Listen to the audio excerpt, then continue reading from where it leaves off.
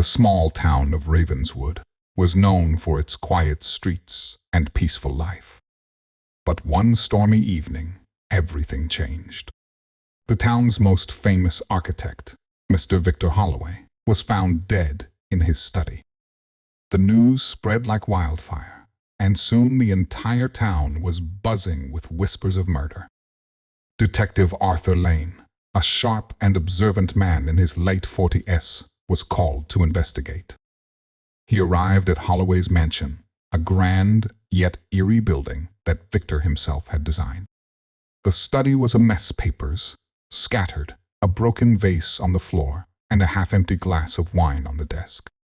Victor's body lay slumped in his chair, his face frozen in a look of shock. Detective Lane examined the scene carefully. There were no signs of forced entry, and the windows were locked from the inside.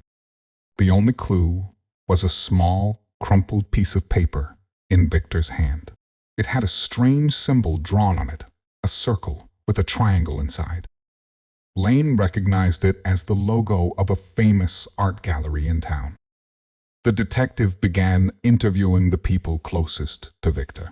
First was his wife, Eleanor Holloway, a graceful woman with a calm demeanor. She claimed she had been visiting a friend that evening and had returned to find Victor dead. Next was Victor's business partner, Richard Blake, a tall, nervous man who seemed uneasy during the interview. He admitted he had argued with Victor earlier that day over a business deal, but insisted he had left the house before the storm began. The last person Lane spoke to was Victor's assistant, Clara Mills, a young woman in her 20s.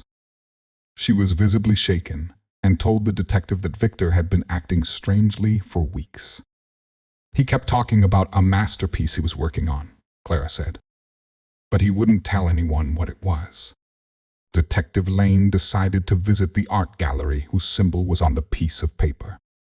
The gallery owner, Mr. Grayson, was a well-dressed man with a charming smile. When Lane showed him the symbol, Grayson's face turned pale. "This symbol was on a painting Victor sold to me a month ago," he said.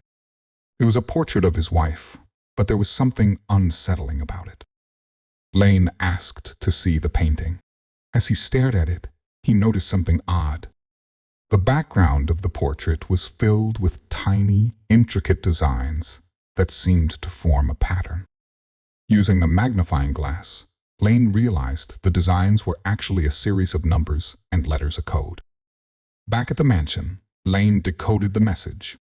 It led him to a hidden compartment in Victor's study, where he found a blueprint for a new building.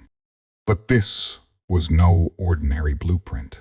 It was a detailed plan for a secret underground room hidden beneath the mansion.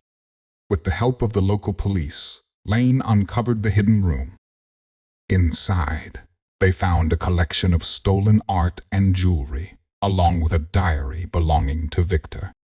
The diary revealed that Victor had been blackmailed by someone who knew about his secret dealings. The blackmailer had demanded Victor design a secure hiding place for stolen goods, threatening to expose him if he refused. Detective Lane pieced together the puzzle. Victor had been killed because he had decided to confess everything to the police. The blackmailer, desperate to keep the secret, had poisoned Victor's wine during their meeting in the study. But who was the blackmailer? Lane revisited the suspects. Eleanor's alibi checked out, and Clara had no motive. That left Richard Blake. When confronted, Richard broke down and confessed. He had been involved in the art thefts and had blackmailed Victor into helping him.